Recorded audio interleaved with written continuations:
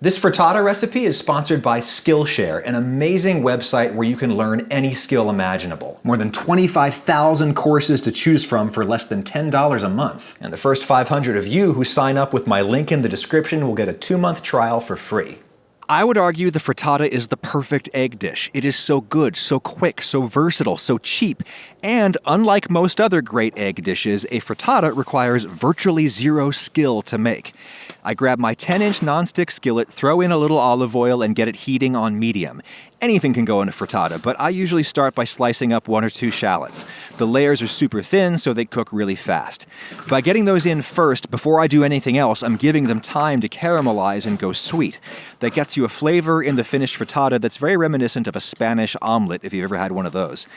Now I'm grabbing like 3 slices of prosciutto. Any thin meat will work. Bacon, pancetta, salami. I think it's easier to cut if you roll it up. Little thin slices or bits of anything are all you need for a frittata, as long as it's all basically cooked by the time you pour the eggs in. I like to give the meat some time to get crispy in the pan. Frittata is also great for absorbing leftovers.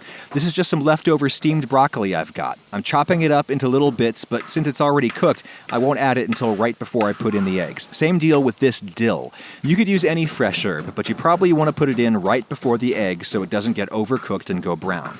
My basic frittata formula is some kind of onion, some kind of cured pork product, and some kind of green vegetable, and then some kind of fresh herb. All right, eggs. These are these beautiful cage-free eggs I got from students at Berry College here in Georgia. The chickens they raise eat a natural forage diet that results in super golden yellow yolks. I figure 2 or 3 eggs per person. I'm doing 6 total. And I like a glug of milk, or cream if I have cream around. I think that gets you a softer texture. Some people think it makes eggs kind of slimy, makes the water separate out of the proteins. I think that only happens if you overcook them. I'm lightly beating that with a whisk. You could use a fork. I actually don't like a totally homogeneous texture. I like to see streaks of yolk and white in the finished frittata. I'm grinding in some pepper, but I don't think I need any more salt. The prosciutto is salty, and so is the cheese. Yes, there's going to be cheese. When I'm almost ready to pour in the eggs, I'll turn on my oven's broiler. Brits would call that a grill. I'm turning it on the low setting. I might turn it up to high later, but it's good to be conservative with broilers. All right, any cheese could work, but I'm going to use this smoked Gouda that I also got from students at Berry College. They run their own dairy up there with these beautiful Jersey cows. That cheese is crazy creamy. I'm just grating up an ounce or 2 of that. I put like half of the cheese into the eggs, and then I save the rest to sprinkle on top. All right, everything is ready. My prosciutto is crispy, my shallots are caramelized.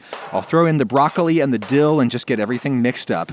Note that I've not measured a damn thing. I think you can't go wrong with a frittata if the egg mixture and the solid ingredient mixture are roughly equal in volume. All right, time to pour the eggs in, then I'll stir it with my silicone spatula. This makes sure that the ingredients are all evenly distributed, and it helps to cook the eggs a little faster and more evenly. Now I'm just scraping down the sides. Rest of the cheese gets sprinkled on top. That'll brown really nice under the broiler, and under the broiler it goes. Some people bake their frittata. I like a really nice brown top, so I cook it the entire way under the broiler. The only variable is if and when I turn the broiler from its low setting to its high setting. There is no big mystery about when it's done. It's done when the eggs look solid, when they don't seem to be sloshing around if you give the pan a little shake. This was looking almost done after like 2 minutes, and it wasn't as brown as I wanted, so I turned the broiler on high.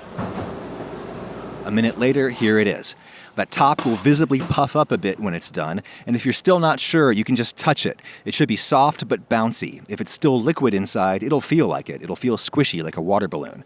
Let it cool down and solidify for a few minutes before you take it out. Now, a good way of checking whether or not it's stuck to the pan, and indeed to release it from the pan if it has stuck, is just to shake it back and forth like this. With a nonstick pan, you can just kind of shimmy shake it out, but if you're not feeling secure about that, you can grab a plate, turn it out onto the plate, put a board or another plate on top, and flip. Kind of looks like a pizza, and like a pizza, I think it's best when it's thoroughly rested, lukewarm even. Just cut it into wedges. If you can get it together to make a nice side salad with this, that's a very good flavor and texture contrast, but honestly, this is such a perfect all-in-one meal as it is.